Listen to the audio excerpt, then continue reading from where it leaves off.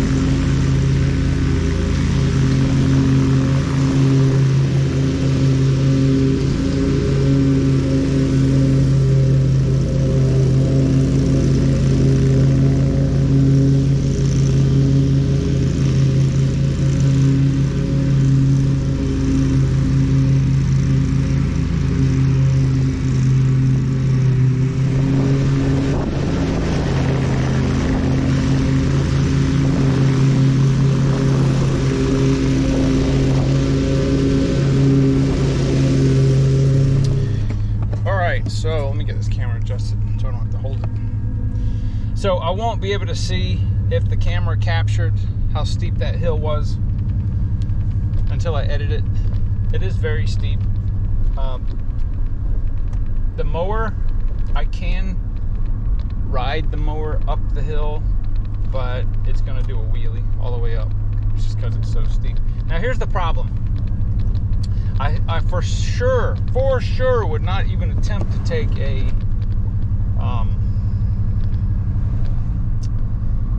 stander up there. I don't care how wide it is. They're just too tippy. And definitely would not take a sit-down zero turn. Absolutely, positively not. So those two are out. Would another walk behind do it? Perhaps. The reason this Trimstar is so well suited for hills like that, especially side sloping, is because the tires on it are so fat. They're really wide. So if you look at an X-Mark, they got really small tires on them, the walk behinds. But the Trimstars, and my 54, oh my goodness, that thing, it would have done even better on that hill than the 48, because the tires were 2 inches wider at least. They were huge. They're like, it's like a drag racer. But that's not the real issue. The real issue is engine oil starvation. I don't know what tilt degrees of inclination that engine, these Kawasaki air-cooleds, can handle, but they do have forced lubrication. But the problem is that once you exceed a certain degree of tilt, whether it's side to side or forward back, then the oil is going to be on the opposite side of the engine, away from the pickup. I'm assuming it's got a traditional, like a little pickup tube, and you're going to starve the engine of oil for a period of time. So I probably wouldn't want to do a hill much steeper than that, even though physically the mower can handle it without tipping over. I have full confidence in it. But it's just the fact that you're going to starve the engine for oil. I think if you were going to do this type of stuff, then you need to have an engine that's actually got an oil, or not an oil sump, because the drive shaft, or the drive, well, it's not a drive shaft, but the drive is up and down, straight down. We'll call it a drive shaft. It's not, it's where the pulley goes. And that's where you would want the sump. So I would want to have some type of a, called dry lubrication system. Drag racers will use it, where it's a pressurized vessel that keeps constant oil pressure on the engine, irrespective of which way it's tilted, because the sump is external to the engine. You could even have something that was on like a swivel, so it would always maintain sea level. But anyway, that's the main problem. So be careful. I did have one customer that the hill was, I could only go up and down. I had to push or walk behind the mower like I was doing on part of that hill, and it was much steeper than that. But it wasn't as long of a distance.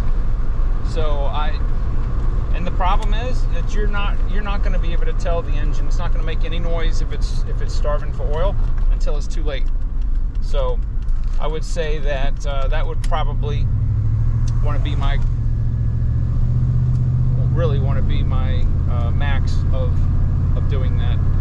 Now I do know that whoever was doing this yard before me was using a push mower. I suspect that because most of the landscapers running around here use sit-down zero-turn mowers on most of these yards. There are, and then the next popular would be those little X-Mark walk-behinds. I don't know what model they are, but you very rarely see Trimstars, and you very rarely, well,